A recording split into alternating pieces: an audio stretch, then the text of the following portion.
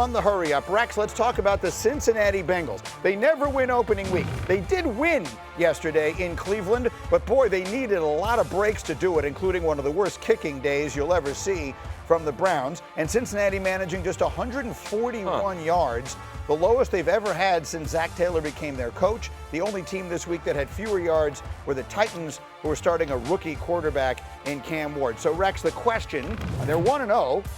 Do you feel better or worse about the Bengals after this game? I feel the exact same as I did before when I questioned Zach Taylor having his team prepared to play to start the season. What the hell? They had in the second half of the game, they dropped back 12 times. The quarterback got hit 6 times. Yeah. They gave up as many sacks as they had completions. And by the way, you got Joe Burrow, who's an amazing quarterback, 3 sacks and 3 completions in the second half. Hell, no, I don't feel good about him. Joe Burrow out there playing hopscotch because of the doggone defensive pressure. Like can we show this clip of Myles Garrett like bearing down on Joe Burrow? I mean, this is just but I can understand. Oh my! You want to play quarterback, kids? Come on, anyone who wants to play the National Football League, could you deal with that right there? By the way, Myles Garrett bearing down on you. Oh my goodness! Myles Garrett, who ridiculous. He is an Avenger. I mean, anyone who's ever seen him with us, he doesn't look like a human being, right? He looks like something far greater than a human being. No way do you want to put the back over there to help on Myles Garrett. I mean, I'll tell you who doesn't want to be there.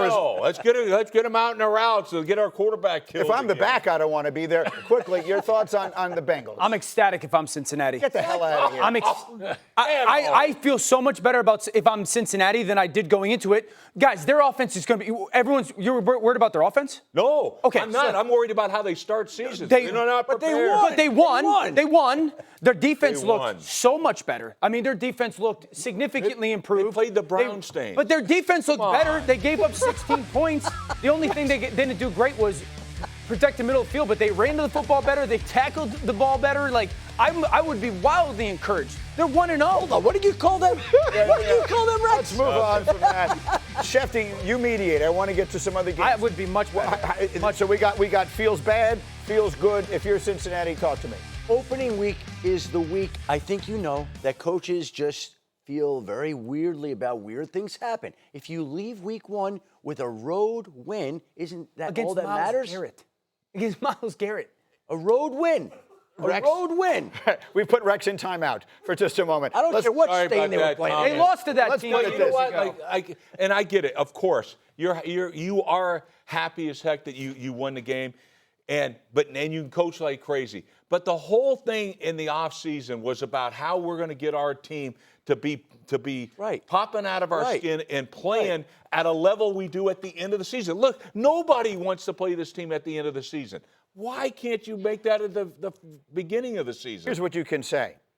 At least we're not the Dolphins. Holy smoke. The Miami Dolphins got absolutely obliterated by Daniel Jones and the Colts yesterday. 33-8 was the final. Look at the numbers on Tua Tagovailoa. Just basically couldn't have looked worse. 3 turnovers. The scale, a QBR is on a scale of 1 to 100. His was 2.7. Here was Coach Mike McDaniel after the game on how he views the pressure as head coach. You will also hear from a very unhappy Tyreek Hill. I don't see this job void of pressure. I don't see entitlement in this job. But, I'm not. I think the most important thing is that I worry about doing my job. This was a big, kicking the ball, for us. So I feel like next week we'll be better.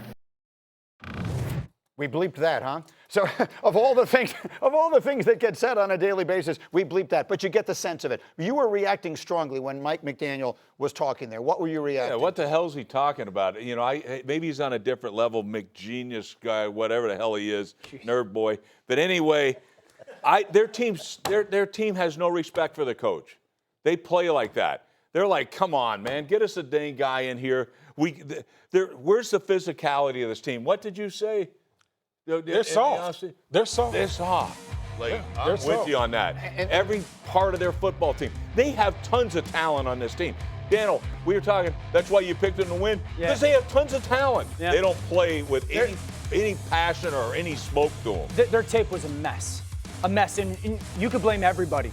You could blame the coaching. You could blame the players. There's blown assignments by everybody on offense. Tua's floating the ball for interception. There's a blown assignment by the right tackle on protection. There's a blown assignment by the back. I mean, this is a lack of preparation, a lack of understanding, a lack of commitment. They're getting outflanked on defense on a consistent basis by basic concepts by Indianapolis.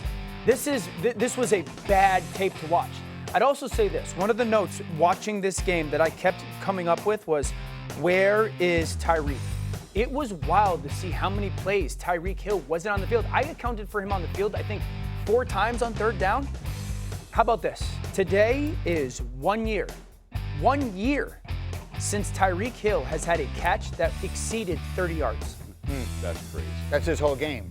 So, D. Wood, I mean, could you expand on your thought? I mean, because I know soft is not a word you use lightly. Yeah, we all understand how big a deal that is in the football world. So what do you mean by it? What did you see? I've always said when it comes to the Dolphins, their play style doesn't it's not conducive to long-term success in the National Football League. Mike McDaniel, he draws up a lot of eye candy and try to fool people. But in the National Football League, it's about the line of scrimmage. It's about, it's about physicality, imposing your will on that. There's none of that with the Miami Dolphins. And I've talked about their culture down there stinks. We've been talking about it all offseason, and when you come out there and lay an absolute egg on week 1, 33-8 to Daniel Jones in week 1? Like, come on, give me a break. Schefter, what should we be saying here? We talked about the Bengals, how they've struggled on opening day. Well, the Indianapolis Colts hadn't won an opener in 4,400 days, dating back to 2013.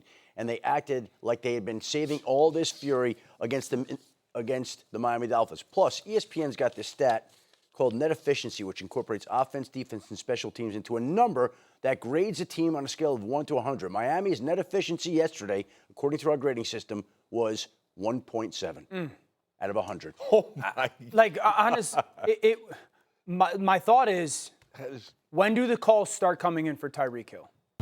All right, the weekend is not done. What a game we should have tonight. Monday Night Football, Vikings and Bears quarterback matchup alone is worth the price of admission. You'll see it on ESPN, ABC, and ESPN Deportes, and the all-new ESPN app, where you can also see, speaking of quarterbacks, Peyton and Eli on ESPN2.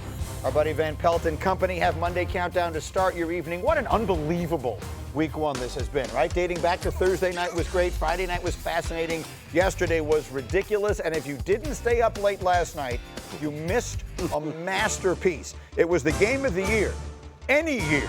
There you see the 2 quarterbacks. Let's take you through what you missed if you didn't stay up late last night. Pick it up in the 4th quarter. Bills are down by 15, but Josh Allen was not giving up. Yeah, great job by Josh Allen on the perimeter. He could either throw the corner out or run as a ball carrier. He puts that defender in conflict. Walk-in touchdown. They go for the 2 and don't get it, so they're down by 9, and then Derrick Henry, Dan, was unstoppable. They just kept running that same off-tackle run. Sometimes it was a toss, sometimes it was a handoff. Some of the holes were absolutely enormous. The size and speed that he continues to have is big time. He had 169 yards rushing. Bills possession, 4th and 2. How about this play? One of the plays of the game. The quarterback keeps the play alive. There's really no other option but just to give Keon Coleman a chance.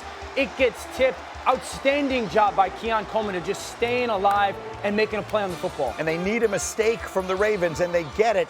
Derrick Henry with the fumble. D. Wood, how about the play from Ed Oliver? Ed Oliver was a beast all night, getting penetration. And no bigger play than that one right there, knocking that ball out from King Henry. Bills take over in great field position with an opportunity, and you want to strike quickly.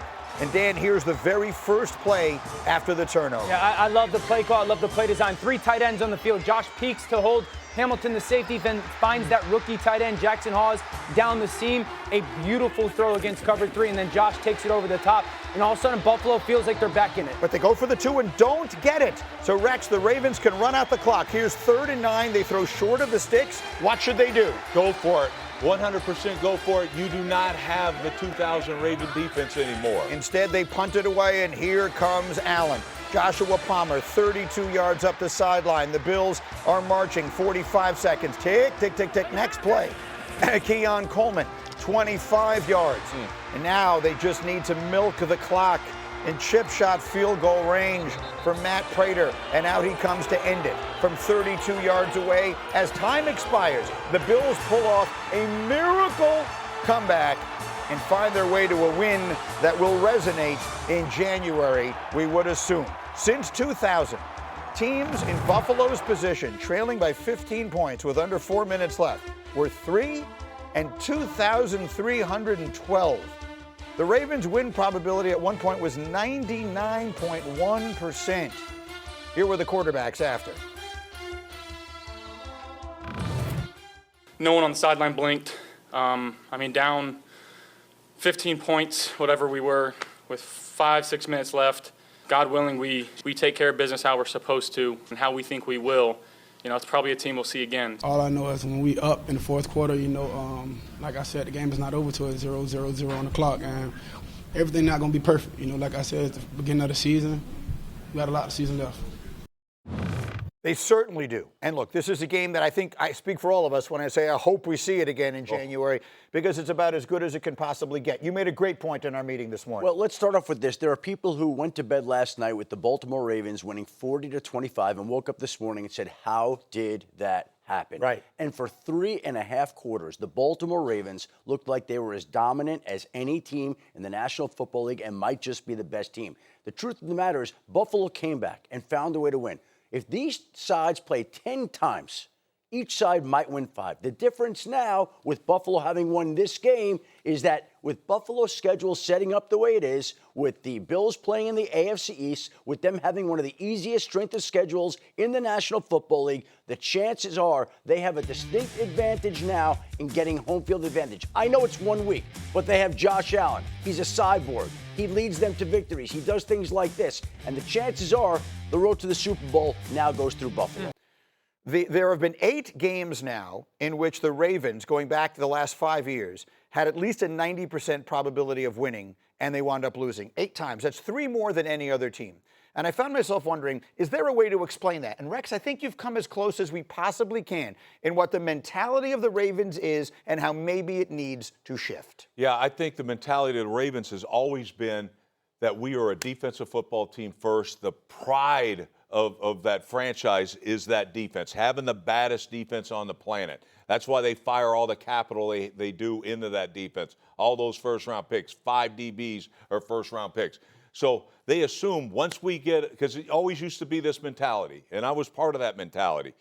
Once we get a lead, game, set, match, over. It's over. Put us out there with a lead of any kind, right, we would win. And that's why you punt on 4th and 3. And that's exactly you're why you counting punt. on your defense. And John Harbaugh historically has always will punt in that situation. I think right now John needs to take a hard look and I think realize, like, you got a great football team. This is my pick to win the Super Bowl. Yeah. All right? But the mentality right now is, John, the best thing you have is your offense. It's not your defense anymore. Let your offense win games. It's always been let the defense win. Hey, we get the lead, defense will win the game. Right. It's over. Have the Dan Campbell mindset that he's had with the Lions over the past couple of years. If it's 4th and 3, we're going for it. Absolutely. Maybe not to that extent, but game on the line certainly have that mentality, Dano. So I think that's as good an explanation as I can come up with for why the Ravens always seem to lose these games. And you see Hembo telling you they go for it less than any other team in the NFL. So that's one side of it. Ravens certainly could have won the game. They'll be heard from. They're a great team. How about the other? I know you have a bunch of tape. Josh Allen and the Bills. My God, was he good last night. Yeah, it could be the best game I've ever seen Josh play. This game, when it kind of ends the way it does, there's always like, that's the play of the game, that's the play of the game, that's the play of the game. I do think going back to the end of the first half and seeing how well they operated that last 2-minute drive in the situational management was fantastic. Okay, so 3 receivers at the bottom of the screen. Their job is to just run those guys off. And then that tight end, Kincaid, that defender's playing outside of him because you're trying to keep the ball in the middle of the field, so you run away from him, and that's Kyle Van Noy. He's just standing on the sideline. Josh just tries to get him to step up for a foot, and then he's got that chance to get that crosser. This is phenomenal by Buffalo of just clearing coverage and understanding that that defender is, and Rex knows this, gets taught play outside Dalton Kincaid. So instead of keeping him on the same side of the field, they just bring him all the way across. and it's beautiful execution. They kick the field goal, and at the end of the half, and you're like, well, is it going to matter? God bless, it matters at the end of the game. So I just thought some of the situational stuff that Buffalo had, and I love Buffalo as well, or Baltimore as well. I picked them to win the Super Bowl too. But it seems that Buffalo seems to be situationally prepared and execution driven in those moments, and then Baltimore, feel like leaves a little bit left to be desired in some of those situations. Well, that play right there, I mean, is an amazing thing. This Joe Brady guy. He's awesome. Like, offensive coordinator for the Bills. Offensive coordinator for the Bills is going to be a head coach next year. Here it is. And Here it is again. This is ridiculous. This is just phenomenal play design. And yes, your quarterback has a bazooka for an arm, but it's just phenomenal play design. And Dan, when you're describing this is outstanding. And Van Noy, yes, he's there to guard the boundary, right? Who's he worried about? He's worried about Josh. Yeah. Taking and he's uncomfortable in that situation as well, just playing coverage 15 yards, yeah. But, I mean, it's just phenomenal play design. And it's just like, but you see it over and over by that staff of Buffalo, especially that Joe Brady. G-Wood, get in here. Here's what I look at with this game. I think both defenses in big games tend to let you down. The difference to me is Josh Allen. Josh Allen in these big games plays his best games. Yeah. The one criticism we always have with Baltimore is, when is Lamar Jackson going to have that Lamar Jackson type game that we see in the regular season? Josh Allen does it not only in the regular season, but in the postseason. Really, the only thing holding Josh Allen back in the postseason has been the defense. Yeah. That's been the defense. What did we say, D. Wood, last year? Hey, Kansas City's never, Josh Allen's never lost to Kansas City in the playoffs. Yeah. No, it's been the defense. You're not supposed to have the stat line indoor game that Lamar Jackson has and lose in that league. You're just not. And I think if you're Baltimore, I understand it's week one, all that, not overreacting, but you do have to sit there and go, where was our pass rush? Where's somebody to get home? Van Noy's had an outstanding career. He's coming off a good season, but like, where is somebody they get home? And like, they got 5 first-round picks in their secondary. 5 first-round picks. And it was obvious that they found the matchup that they wanted, Buffalo offensively, and said, we're just going to continue to hunt that matchup. I thought Baltimore tried. They threw zones, they threw mans, they threw pressures, they dropped coverage, they changed rotation, they played 2 safety, they played 1 safety. It was like Zach Gore, the defensive coordinator, was just trying to find something. There was no answer for Buffalo's offense. Schefter. Rex, how many times in your career did you score 40 points and lose a game? Never. How many times we score 30 and lose a game? How many times? Hold on. How many times did you run for 235 yards in a game and lose the game? Never. Okay. There have been in the history of the National Football League 277 teams that had done that prior to last night. They had never lost a game. 40 points, 235 And never yards. lost? Never lost. Wow. The Ravens were the first one ever to lose a game, to score 40 points, and rush for 235 yards in a game. But that shows you how dominant that football team was for 3.5 Sure. quarters. It says 2 other things also. It says that, A, you have to make the big mistake to lose the game, and Derrick Henry was probably the best player on the field most of the night, but he makes the fumble, and that gives the Bills the chance, and the other is Josh Allen is just ridiculous.